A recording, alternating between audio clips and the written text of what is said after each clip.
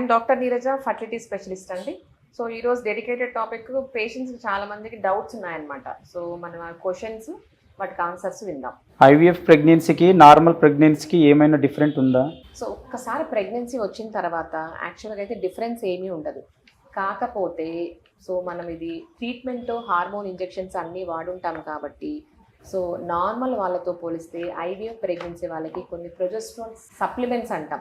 So progesterones ఇంకొంతమందికి high risk pregnancy repeated abortions ఉన్న వాళ్ళు, ఏజ్డ్ వాళ్ళకి heparin low molecular weight heparin injections advise చేస్తూ ఉంటాం.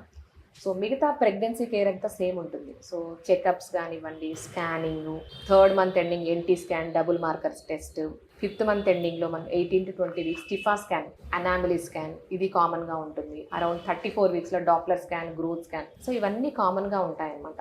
సో కొంచెం ప్రొజెస్ట్రాన్ సప్లిమెంట్స్, కొన్ని ఇంజెక్షన్స్ ఫార్మ్స్ ఎక్కువ ఉంటాయి కాబట్టి అంతే తప్ప పెద్ద డిఫరెన్స్ ఏం లేదు.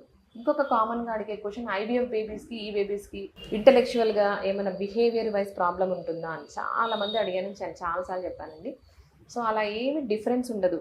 ఎందుకు అంటే వాళ్ళ జెనెటిక్ మెటీరియలే కాబట్టి, వాళ్ళ జెనెటిక్ మెటీరియలే బేబీకి వెళ్తుంది కాబట్టి ప్రాబ్లమ్స్ ఏమీ ఉండవు. ఒక్కవేళ వాళ్ళకి ఏదైనా ఫ్యామిలీ హిస్టరీ ఉండి వాళ్ళకి ఏదైనా ప్రాబ్లమ్స్ ఉందంటే బేబీకి రావడమే తప్ప స్పెషల్గా ఐవీఎఫ్ ప్రొసీజర్ చేసిన దానివల్ల అయితే కొత్తగా ప్రాబ్లమ్స్ ఏమీ రావు. ఇంకొంతమంది కామన్గా అడిగేటప్పుడు అబార్షన్ రిస్క్ అడుగుతుంటారు. సో నార్మల్గా ప్రెగ్నెన్సీ వచ్చినా కూడా 10% అబార్షన్ రిస్క్ ఉంటుంది. సో అబార్షన్ బేబీ సరిగా లేకపోవడం వల్ల పోయిండొచ్చు, దాన్ని మిస్డ్ అబార్షన్ అంటారు. ఇంకొకటి బ్లైటెడ్ ఓమ్, ఒకసారి వాటర్ బబుల్ జెస్టేషనల్ సాక్ ఫామ్ అవుతుంది, బేబీ ఫామ్ అవుతుంది, దాన్ని మనం బ్లైటెడ్ ఓమ్ అంటాం, లేకపోతే అనెంబ్రియానిక్ ప్రెగ్నెన్సీ అంటాం.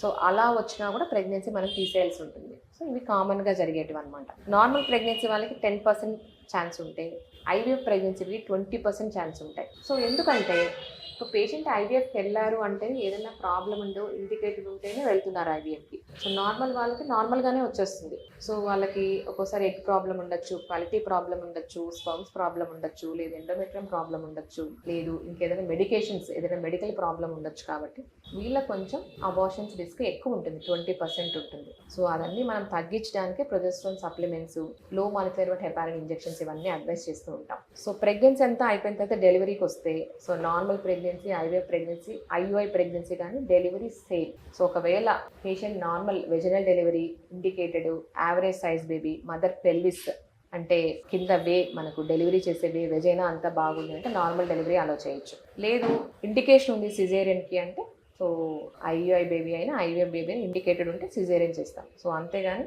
ఐయుఐ బేబీ ఐవీఎఫ్ బేబీ అయినంత మాత్రం సిజేరియన్ మనం చెప్పాము. కానీ చాలామంది పేషెంట్స్కి ఏమంటే ఇది ప్రెషియస్ ప్రెగ్నెన్సీ అయిపోతుంది. సో చాలా ఏళ్ళ తర్వాత ఐయుఐ తర్వాత ప్రెగ్నెన్సీ వచ్చింది, ఐవీఎఫ్ తర్వాత ప్రెగ్నెన్సీ వచ్చింది కాబట్టి భయపడిపోతూ ఉంటారు. సో దానివల్ల చాలామంది సిజేరియన్ ఆప్షన్ చేయించుకుంటారు. కానీ సో అలా ఈ బేబీస్కి సిజేరియన్ చేయాలని రూల్ ఏం లేదు.